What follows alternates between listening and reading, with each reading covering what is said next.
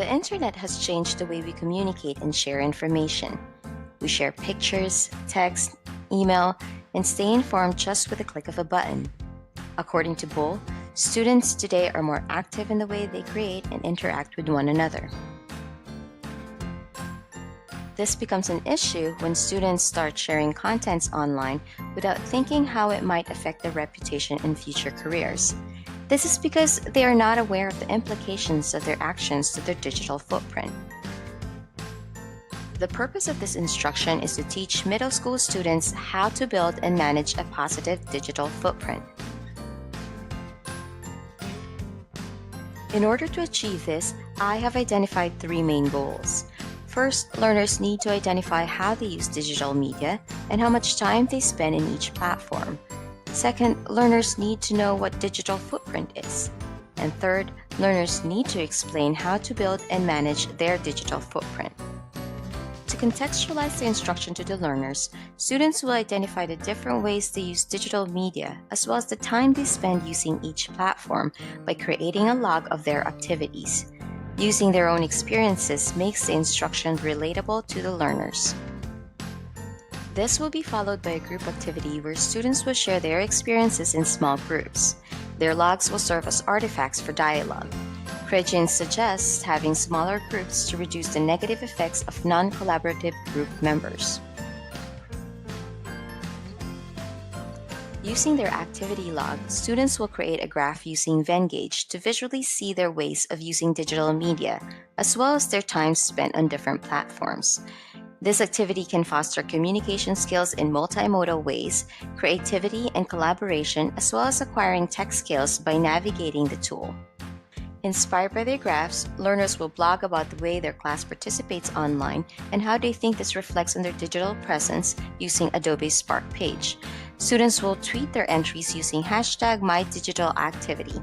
This is a student-centered approach that applies the always-on learning styles of today's generation. Blogging is a way for students to reflect on the new information they just received. Constructivism suggests that learners create knowledge as they attempt to understand their experiences. As students read and comment on their peers' blogs, they are forming their understanding as well as learning on how each of them use digital media. After the students identified and analyzed their online activities, they will watch a YouTube video on building digital footprints. Kepler mentioned that creative artifacts such as video materials can serve as a foundation for classroom dialogues.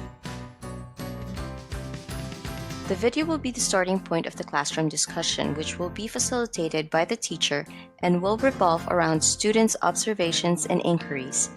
This allows for social learning and can elaborate on students' understanding on how to build a positive digital footprint. As a form of note-taking and reflection, students will use Padlet to share what they have learned from the video as well as from the discussions in the classroom. Padlet can encourage the typically shy students to participate, share their ideas, and have a voice in the class. Padlet is a tool that students can use to collect their ideas, collaborate, and learn from their peers' point of view. Krejcin suggests that through collaborative learning, students can deepen their understanding through shared knowledge, fosters long-term retention, promote communication skills, as well as encourage positive attitude towards co-members. Lastly, to end the unit, students will create a video on how to build and manage their digital footprint using Adobe Spark Video. This activity will help students review what they have learned and reflect and connect their learning to their personal experiences. Learners will share their work and comment on their peers' video using Flipgrid. Flipgrid allows students to have authentic audience, which gives them a purpose of further work. Teachers can also moderate responses using this tool. This design focuses on constructivism, experiential, and reflective learning. By designing a social media learning experience, students are able to share their stories, communicate their ideas, gain skills by navigating new tools, as well as reflect and construct new knowledge through collaborative learning. However, because the design calls for some creation tools, students will need to learn and navigate some of them.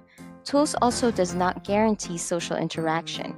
Furthermore, negative group dynamics can also lead to failed collaborative learning.